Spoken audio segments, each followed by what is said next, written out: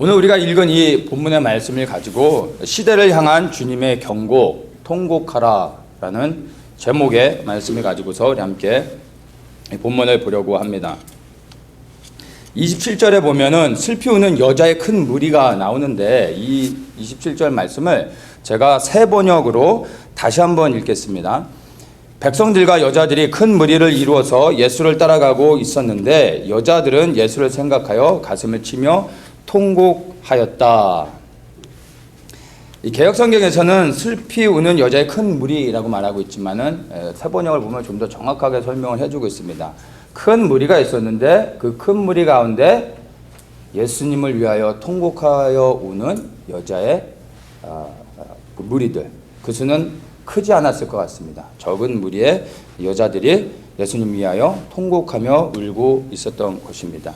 본문의 배경을 보면 예수님께서 이제 십자가 처형에 대한 판결을 받으시고 모진매를 맞고 이제 십자가를 지고 예루살렘 성을 나와 골고다 언덕으로 올라가고 계시는 그러한 상황 가운데서 예수님께서 이제 하시는 말씀들을 우리가 이제 보는 것입니다.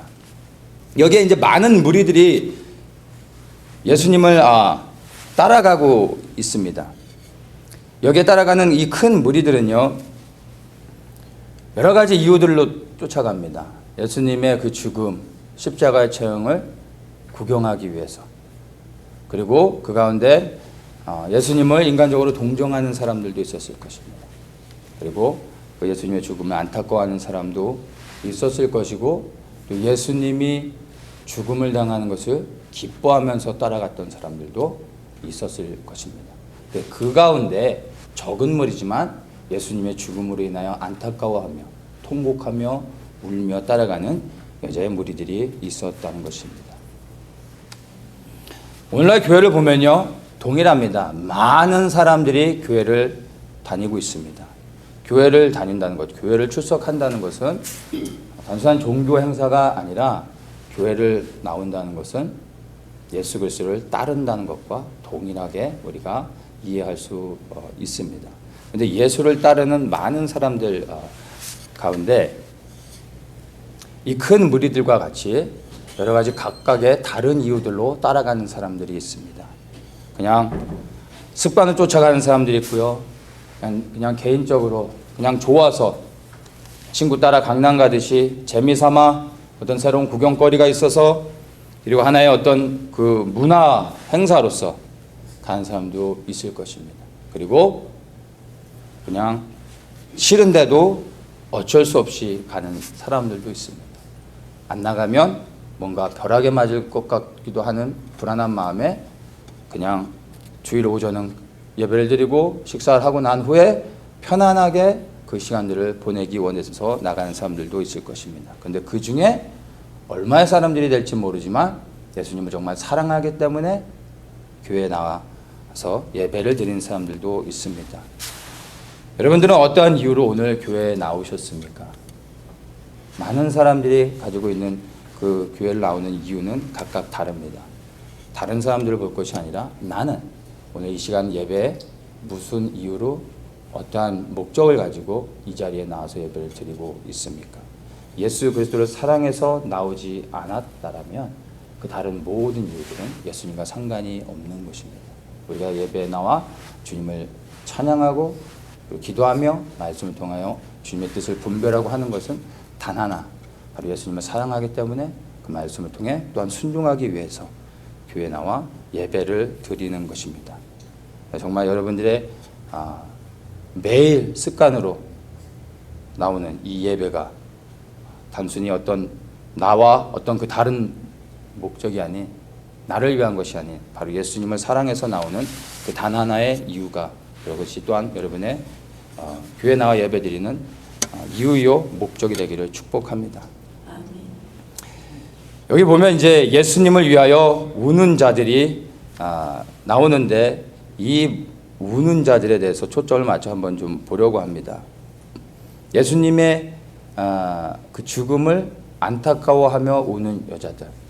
왜 이들이 슬퍼했습니까? 예수님의 죽음 때문이에요. 예수님의 죽음이 이들에겐 슬픔이 되었습니다. 왜냐하면 이들은 예수님을 사랑했기 때문입니다. 사랑하는 예수님이 고난을 당하고 그리고 이제 죽음을 당하시는 것을 볼 때 이들이 통곡하며 울 수밖에 없었습니다. 예수 그리스도의 고난과 그 죽음이 자신의 고난이요 자신의 죽음이 되어졌기 때문에 통곡하며 울었던 것입니다. 여러분은 살아오시면서 얼마나 많이 울어보셨습니까? 무엇 때문에 울으셨고 누구 때문에 울어보셨습니까? 그리고 최근에 여러분이 정말 가장 통곡하며 울었던 이유는 무엇입니까? 많은 사람들이 나의 문제로 인하여 웁니다. 질병으로 인하여, 내 안의 상처로 인하여, 그리고 해결되지 않는 문제들로 인하여, 관계 안에서 고통으로 인하여, 자녀와 직장, 비즈니스, 여러 가지 많은 이유들로 옵니다. 근데 이 모든 것들은 사실은 주님과 상관이 없는 것들입니다. 나를 위한 것입니다. 예수님을 위하여 여러분들은 얼만큼 울어보셨습니까? 언제 울어보셨습니까? 우리는 다 예수님께서 나를 위하여 죽으셨다는 것을 압니다. 그 예수님이 우리를 위하여 죽으시며 피 흘리신 그 보혈의 피로 인하여 우리의 모든 죄가 사하졌음을 믿습니다. 우리는 그렇게 구원받았음을 다 믿음으로 고백합니다. 그런데 예수 그리스도께서 나를 위하여 죽으셨다는 것에 대해서 여러분 안타까워하면서 울어본 적이 있으십니까? 오늘 예수님의 죽으심, 그 십자가, 그 고난과 희생 때문에 우리가 구원을 받았습니다. 그래서 그 구원으로 인하여 감사하는 사람들은 너무나 많습니다. 그런데 우리를 구원하기 위해 죽으신 예수 그리스도의 그 고난, 그 죽음 자체로 인하여 안타까워하며 애통하며 눈물을 흘리는 사람은 얼마나 있을지 우리가 생각해 보아야 합니다. 그리고 나는 어떠한가?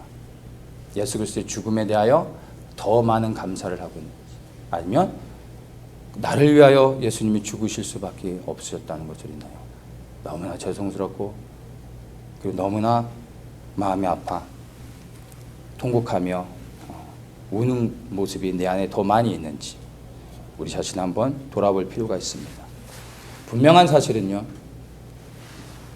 내가 받은 구원을 그냥 감사만 하는 사람들은요, 너무나 쉽게 죄를 범할 수 있습니다. 구원의 은혜로 감사하지만 삶 속에 문제가 나를 공격하고 수많은 유혹들이 있을 때 너무나 쉽게 죄를 짓고 넘어집니다. 그러나 나의 그 죄로 인하여서 예수 그리스도께서 그 처절한 고난을 받으시며 끝내는 피 한 방울 남기지 않고 다 쏟으시며 죽으셨다라는 것을 온몸으로 체감하며 그 구원을 감사하는 자들은요, 쉽게 죄를 지을 수 없습니다. 죄를 지었다가도 그 자리에서 무릎 꿇고 회개하며 하나님께 통곡하며 나아갈 수밖에 없는 것입니다.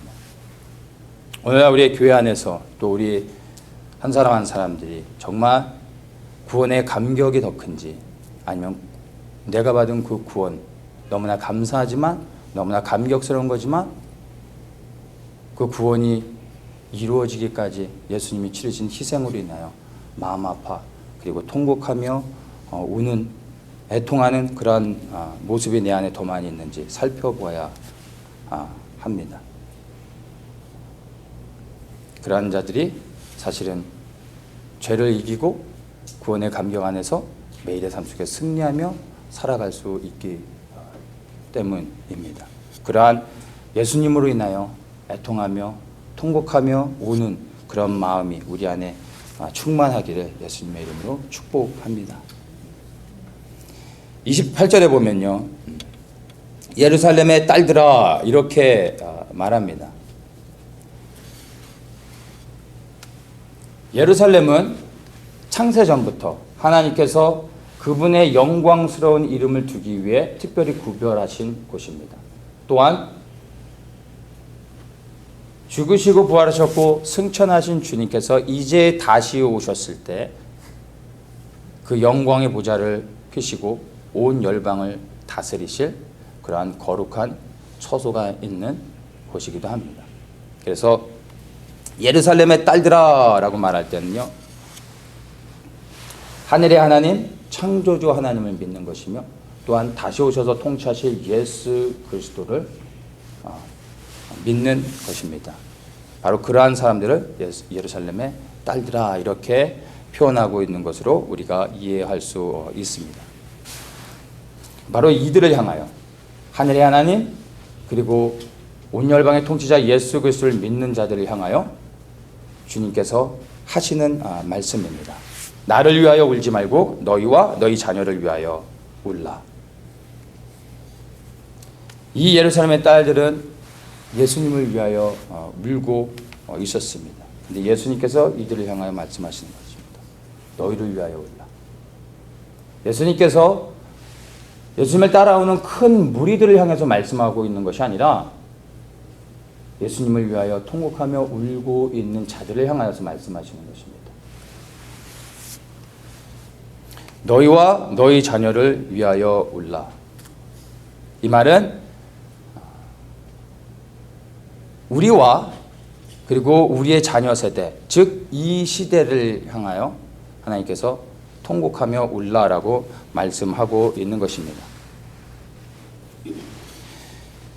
이 시대를 향하여 통곡하며 울라라고 하시는 이 말씀의 표현은요, 구약의 그 예언의 말씀들을 비춰보면 하나님의 심판이 있기 전에 경고의 말씀으로 주시는 것입니다. 즉 예수님께서 지금 예루살렘의 딸들을 향하여 너희와 너희 자녀를 위하여 울라라는 이 말씀은요, 단순히 통곡하라는 의미가 아니라 심판에 대한 경고로서 예수님을 위하여 우는 자들에게 말씀하시는 것입니다. 그들을 구원하기 위해서 예수님을 위하여 우는 자들, 예수님을 사랑하는 자들, 바로 그런 자들에게 예수님께서 경고의 말씀으로서 주시는 것입니다. 사랑하기 때문에 그들을 구원하고자 주시는 말씀인 것입니다. 29절에 보면 보라 날이 이르면 사람이 말하기를 수태 못하는 이와 해산하지 못한 배와 먹이지 못한 젖이 복이 있다 하리라 이렇게 말하고 있는데 이 한 절만 봐서는 이 말의 의미가 잘 이해되지 않습니다. 이 본문이 이제 마태복음 24장 우리가 잘 아는 예수님의 제자들이 예수님께 예루살렘의 멸망과 또 마지막 때의 징조에 대해서 물었을 때 예수님께서 말씀하시는 그 답변, 바로 24장은 우리가 흔히 작은 계시록의 말씀이라고도 말을 하죠. 바로 마지막 때에 되어질 그 징조에 대해서 말씀하고 있는 내용입니다. 두 가지를 말씀하고 있는데 첫째는 예루살렘에 대한 멸망, 그리고 두 번째가 마지막 때의 징조. 제자들이 두 가지를 물어봤습니다. 첫째는 예루살렘의 멸망이었고 두 번째가 마지막 때의 징조였습니다. 그래서 예수님께서 그것을 두 가지를 말씀해 주시는 것입니다. 마태복음 24장 15절에 보면 우리가 잘 아는 말씀이죠. 그러므로 너희가 선지자 다니엘의 말한 바 멸망에 가져간 것이 거룩한 곳에 선 것을 보거든 읽는 자는 깨달을진저 하면서 유대에 있는 자들은 도망하고 지붕에 있는 자는 내려가지 말고 밭에 있는 자는 돌이키지 말라. 그러면서 그날에는 아이 벤 자들과 젖 먹이는 자에게 화가 있으리라 이 말씀하신 거예요. 이것은 AD 70년 예루살렘이 로마에 의해서 멸망을 당함으로 실제로 성취되어진 말씀입니다. 그리고 20절에 너희의 도망하는 일이 겨울이나 안식일이 되지 않도록 기도하라. 이 AD 70년과 연관돼서 계속 말씀하시는 거예요. 그런데 21절부터는 예언의 내용이 달라집니다. 이는 그때 큰 환란이 있겠음이라. 창세로부터 지금까지 이런 환란이 없었고 후에도 없으리라. 그 날들을 감하지 아니할 것이면 모든 육체가 구원을 얻지 못할 것이나 그러나 택하신 자들을 위하여 그 날들을 감하시리라. 이 말씀들은 예언의 말씀은 예루살렘의 멸망과 구별되어지는 마지막 때에 대한 말씀으로 우리가 구분해서 보아야 합니다. 예수님이 쭉 연결해서 말씀하고 있지만 첫 번째 20절까지의 말씀은 예루살렘의 멸망에 대한 것을 말씀하고 계시고 그 후는 마지막 때에 대한 되어질 징조에 대해서 심판에 대해서 말씀하고 있는 내용입니다. 그래서 지금 우리가 보는 이 본문에 누가복음 23장의 29절의 말씀, 수태 못하느니 해산하지 못하는 배, 먹이지 못한 젖이 복이 있다라고 말하는 거, 이것 다 아이를 출산하는 것과 연관을 짓고 있죠. 이것을 영적으로 오늘날 우리에게도 그대로 적용은 할 수 있습니다. 그런데 이 말은 이미 문자적으로는 성취되어졌습니다. 수태 못하느니, 그러니까 죄를 품고 살지 않는 자들. 그 죄를 계속 품고 있으면 어떻게 되죠? 그 죄가 나를 통하여 열매를 맺게 됩니다. 범죄를 하게 되는 것이죠. 그 범죄함으로 인하여 하나님께 심판을 받는 것입니다. 또한 해산하지 못한 먹이지 못한 젖, 바로 내가 다른 사람으로 하여금 죄를 짓게 만드는 것. 그래서 우리가 영적으로 여전히 이 말씀들을 우리에게 적용할 수 있지만 사실 이 말씀은 AD 70년 예루살렘이 멸망할 때 이미 성취되어진 말씀입니다. 우리가 주목해야 되는 것이 이제 30절 말씀이죠. 그때 사람이 산들을 대하여 우리 위에 무너지라 하며 작은 산들을 대하여 우리를 덮으라 하리라, 이렇게 말씀하고 있습니다. 이 말씀은요, 계시록 6장에 보면 이제 7인의 재앙이 나오는데 7인의 재앙 가운데 6번째 인의 재앙에 대해서 설명해 주고 있는 것입니다. 이 7인의 재앙이 마지막 때에 풀어질 하나님의 심판입니다. 계시록 6장 12절에 보면 내가 보니 6째 인을 뗄 때 큰 지진이 나며 해가 총단같이 검어지고 온달이 피같이 되며, 이게 요엘서의 말씀, 그 예언의 말씀과 마지막 때 일어나는 그 예언의 말씀 동일하게 기록되어져 있죠. 그러면서 이제 뭘 얘기하냐면 15절에 땅의 임금들과 모든 강한 자들, 부자들, 권세 있는 자들이 굴과 산 바위 틈에 숨어 산과 바위에게 이르되 우리 위에 떨어져 보좌에 앉으신 이의 낮에서와 어린 양의 진노에서 우리를 가리우라. 차라리 이제 죽기를 구하고 있는 것이죠. 얼마나 하나님의 심판이 무섭게 쏟아지면 이들이 차라리 산들이 우리를 덮기를 원하는 그러한 간구를 하는 것입니다. 그러니까 마지막 때 풀어질 이 심판은 사람의 눈으로 볼 수 없는 너무나 두려운 심판이라는 것을 우리가 알 수 있습니다. 그래서 이 30절의 말씀을 우리가 주목해야 되는데 이 말씀이 마지막 때 이제 성취되어질 예언의 말씀, 심판에 대한 말씀인 것입니다. 그래서 너희를 위하여 울라라는 이 경고의 말씀은 예수님과 동시대에 살았던 사람들에게도 적용되지만, 그들에게 주는 경고의 말씀이기도 하지만 또한 마지막 때를 살아가고 있는 우리를 향한 경고의 말씀이기도 한 것입니다. 그리고 지금 이 시대를 살아가고 있는 우리에게 너무나 분명하게 말씀해 주시는 경고의 말씀으로 우리가 당연히 받아야 되는 것입니다. 그렇다면 지금 우리는 무엇을 위해, 누구를 위해서 우리가 통곡하며 울어야 되겠습니까? 우리의 동포들이 여전히 포로로 붙잡혀 있는 북한을 위해서 우리는 통곡하며 울어야 됩니다.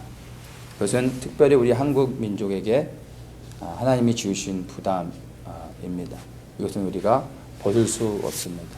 그들은 여전히 지금 악한 정권에 붙잡혀서 고통을 당하고 있습니다. 그들 스스로가 그 고통 가운데서 풀려날 수 없습니다. 밖에 있는 누군가가 그들을 위하여 울어주고 기도해주며 그들을 위하여 소리칠 때 그들이 구원을 받을 수 있습니다. 바로 그것을 위해 우리 한국 사람들에게 우리가 더 나아서가 아니라 바로 그들에 대한 부담을 가지고 그들을 위하여 기도하라고 하나님께서 우리에게 주신 큰 축복이요, 또한 우리에게 주신 그 자유의 의미가 되는 것입니다. 그래서 우리는 북한의 우리 동포들을 위하여 그들의 구원을 위해서 기도해야 하고 그들을 위하여 울 수 있어야 됩니다. 또한 우리는 떠나온 조국 대한민국을 위해서 울 수 있어야 됩니다. 한국의 지금 상황들을 보면 여전히 외형적으로 보이는 것은 활기차고 모든 것이 생동감 있게 역동적으로 모든 사람들이 그냥 분주하게 열심히 살아가고 있습니다. 그러나 영의 눈을 열어서 한국의 상황들을 보면 암흑이 짙게 깔려져 있습니다. 하나님의 심판 앞에 놓여져 있습니다. 큰 미혹과 거짓들이 한국을 사로잡고 있습니다. 언제든지 하나님의 심판이 임할 수밖에 없는 상황이 되어졌습니다. 인간의 눈으로는 더 이상 소망이 없는 곳이 한국 땅이 되어져 있습니다. 안에 있는 한국 사람들은 많은 교회 성도들이 그것을 깨닫지 못하고 있습니다. 그들의 미혹과 눈에 가려진 비늘들이 벗겨지고 지금의 상황들을 영적으로 바로 깨닫고 하나님 앞에 나와 회개하며 기도할 수 있도록 우리 밖에 있는 우리 동포들이 한국을 위해서 축복하며 기도하고 또 한국을 위하여 대신 회개하며 기도해야 됩니다. 그럴 때 한국을 회복시키시고 부르신 가운데 일어나 하나님을 섬길 수 있도록 하나님의 은혜를 부어주실 것입니다. 우리는 미국을 위해서 기도해야 됩니다. 미국은 전 세계 모든 나라들의 선한 영향력을 미쳤던 그러한 귀한 나라입니다. 근데 그 선한 영향력을 미쳤던 것의 핵심은요, 바로 기독교 신앙이었습니다. 그것이 전 세계 모든 나라들에게 정말로 하나님이 부어주신, 미국을 통하여 축복해 주신 것들이 있었습니다. 그런데 아시는 것처럼 미국이 지금 너무나 급격하게 하나님을 버리고 떠나며 하나님을 대적하는 자리로 가고 있음을 우리는 볼 수 있습니다. 그래서 하나님께서 도널드 트럼프를 세우시고 미국에 다시 한번 마지막 한 번의 기회를 주시는 것 같습니다. 이 도널드 트럼프가 된 후에 다시 하나님께서 미국의 이 근본 신앙인 이 기독교 뿌리를 다시 한번 주님께서 붙잡아주고 계십니다. 얼마만큼의 시간을 우리에게 이 은혜의 시간을 허락하실지는 모르겠습니다. 그러나 시간은 타들어가고 있습니다. 시간은 지나가고 있습니다. 어느 하나님이 정한 시간이 되어지면 미국 또한 이제 하나님을 대적하는 자리로 가게 될 것입니다. 그래서 지금 우리에게 주신 이 은혜 시간, 또 우리에게 세워주신 이 도널드 트럼프를 위해서 우리가 더욱더 기도해야 됩니다. 도널드 트럼프를 위해 기도하는 것이 하나님이 그를 세우셔서 그분의 뜻을 이루기 위해 우리가 합력하여 그렇게 섬기는 것입니다. 그래서 우리가 이 미국이 다시 한번 회복되어져서 모든 나라들에게 선한 영향력을 미치며 많은 나라들이 하나님을 섬기며 하나님의 그 말씀 안에서 서워져 갈 수 있도록 우리가 미국을 축복하며 기도할 수 있어야 됩니다. 그러니까 우리는 우리 자녀들을 위해서 기도해야 됩니다. 오늘날 우리의 자녀들의 그 삶을 그리고 그들의 문화를 보면요, 음란함이 너무나 가득합니다. 그런데 그것이 그 아이들에게는 너무나 익숙한 것이 되어져 버렸습니다.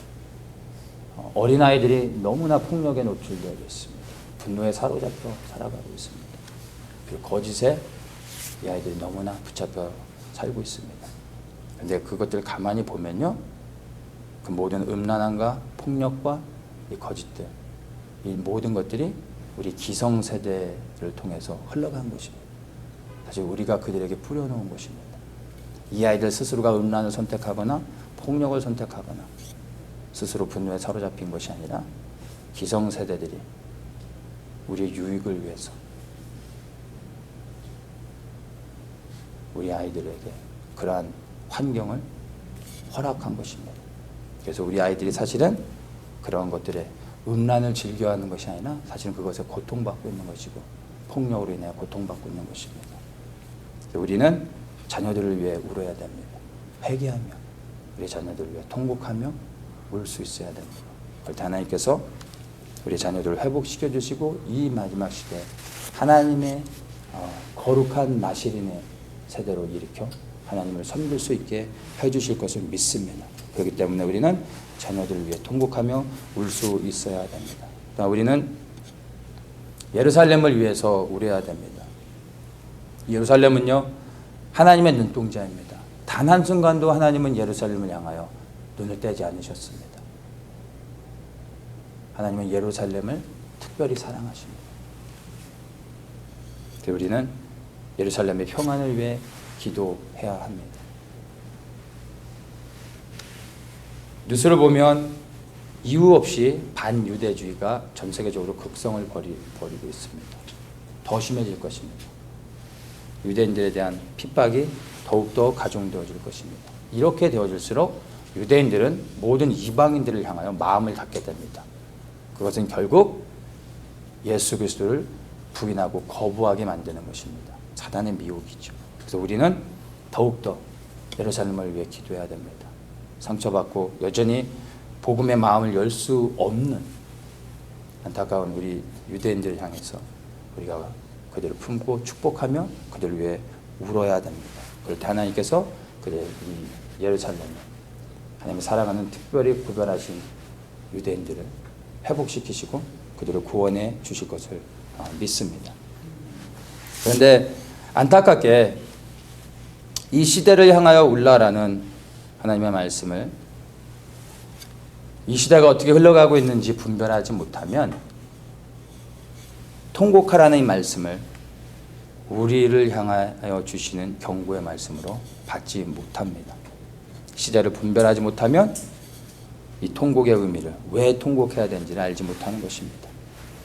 이 시대에 대한 분별은 하늘의 징조, 해와 달과 별의 사인 이런 것도 있지만 더 중요한 것은 세상에서 지금 일어나고 있는 수많은 사건들, 그것들과 아직 성취되지 않은 예언의 말씀들을 같이 비교하며 붙여보는 것입니다. 그것들의 연결고리를 찾아가는 것입니다. 그것을 통하여 이 시대가 어떠한지를 분별해 낼 수 있습니다. 이 시대에 대한 분별로 주님께서 하신 말씀이 무엇입니까? 전쟁과 전쟁의 소문이 있을 거라고 말씀하십니다. 뉴스를 보세요. 수많은 전쟁들이 우리 매일의 삶 속에 있습니다. 그리고 전쟁의 소문들이 더욱더 높아지고 있습니다. 이스라엘 향한 전쟁들이 언제인지 알 수 없지만 이제 곧 있게 될 것입니다. 한국의 전쟁의 소문이 바다합니다. 세상에서의 전쟁의 그 소문들이 더욱더 기승을 부리고 있습니다. 기근과 지진. 우리가 조금만 더 우리가 살고 있는 이 미국이 아닌 주목받지 못하는 제3국의 소식들을 보면요. 정말 비참하게 그냥 우리는 1불이면 사 먹을 수 있는 그런 알약 하나가 없어서 그냥 죽어가는 수많은 아프리카의 어린이들, 그들의 소식을 들으면 막 끔찍합니다. 기근과 지진이라는 사실들이 우리 뉴스를 통해서 너무나 많이 볼 수 있습니다. 또한 믿는 자들에 대한 환난과 핍박이 있을 것입니다. 이것은 공산권이나 모슬렘권에서만 일어나는 일이 아니라 우리가 살고 있는 이 미국, 신앙의 자유가 있는 이 미국 땅에서도 일어나고 있는 일입니다. 동성애 그리고 종교 통합, 뉴월드 오더, 세계 단일 정부, 이러한 것들은 결국엔 그리스도인들을 핍박하는 것으로 귀결되게 될 것입니다. 이것들을 통해 우리가 또한 시대를 분별해야 되는 것입니다. 교회 안에 거짓 선지자들이 넘쳐나게 될 것입니다.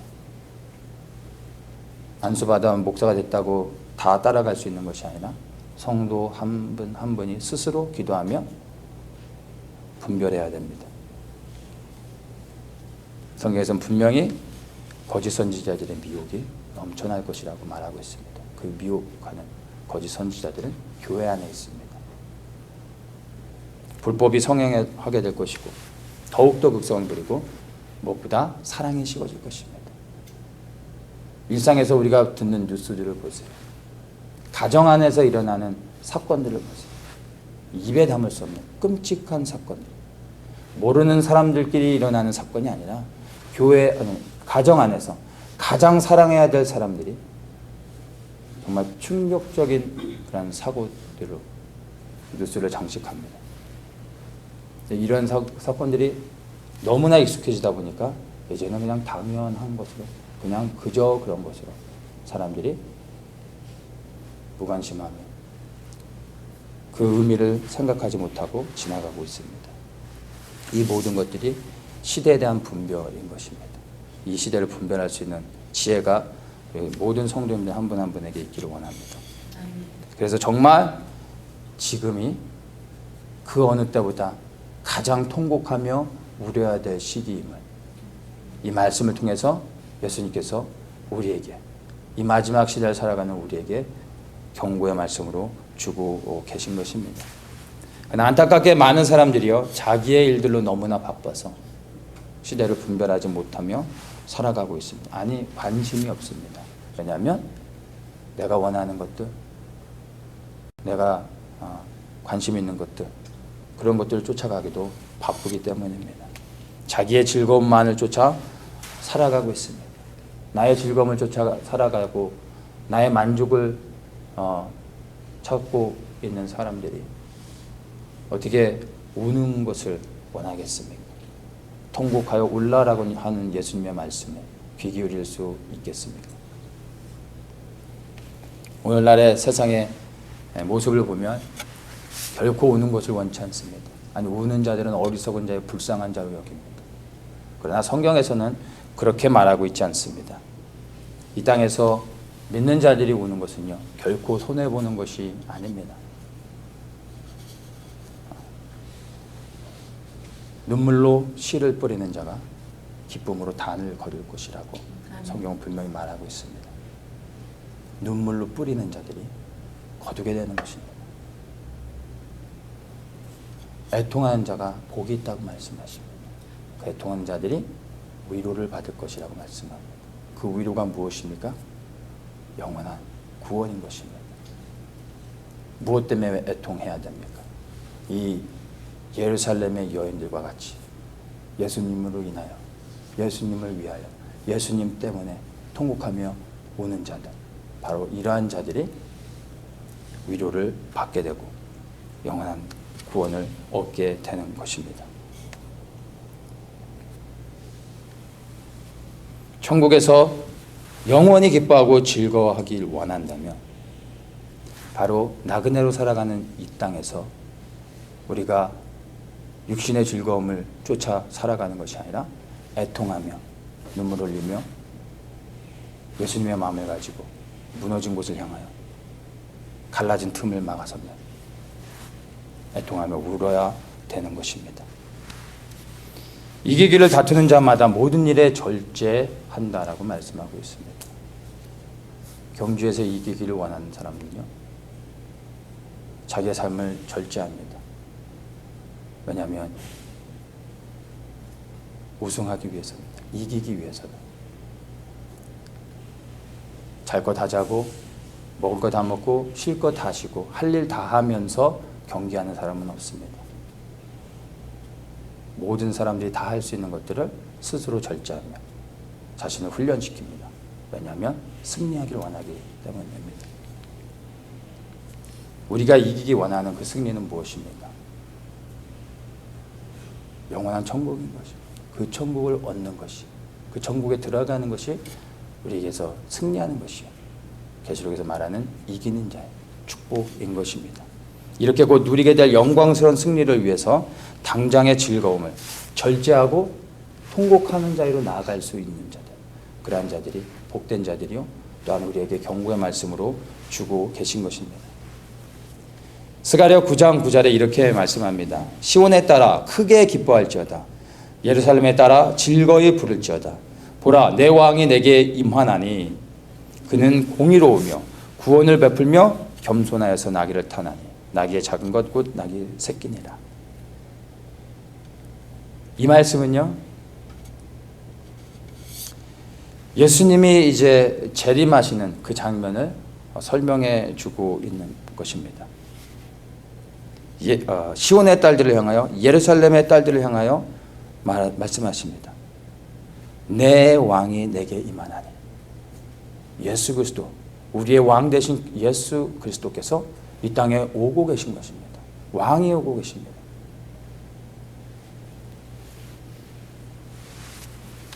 그래서 그 왕을 소망하며 기다린 자들이 이제 즐거워하라고 말하고 있는 것입니다. 그런데 그 예수 그리스도, 우리의 왕 되신 주님이 오시는 것을 즐거워하며 기뻐하며 환영하기 위해서 바로 지금 우리가 애통하며 기도하는 자리로 나아가야 되는 것입니다. 예수님을 위하여 그리고 이 시대를 위하여 애통하는 자, 바로 그러한 자들이 주님이 다시 오실 때 고개를 들고 기뻐하며 우리의 왕 되신 주님을 맞이할 수 있는 축복을 받게 될 것입니다. 그렇지 아니한 모든 자들,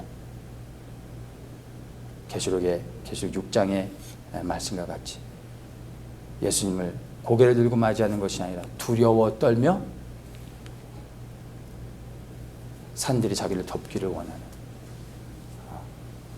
그러한 저주를 받게 될 것입니다. 오직 예수님을 사랑하며 그리고 예수님을 위하여 통곡하는 자들이 예수님 오실 때 기뻐하고 그 영광의 영원한 천국의 자리에 들어갈 수 있게 되는 것입니다. 그 영원한 기쁨을 위하여 바로 지금이 애통하며 그렇게 예수의 그리스도의 마음을 가지고 기도하며 나아가야 될 때인 것입니다. 바로 그러한 애통하는 마음을 가지고 무릎 꿇어 기도하는 모든 분들이 되시길 예수님의 이름으로 축복합니다.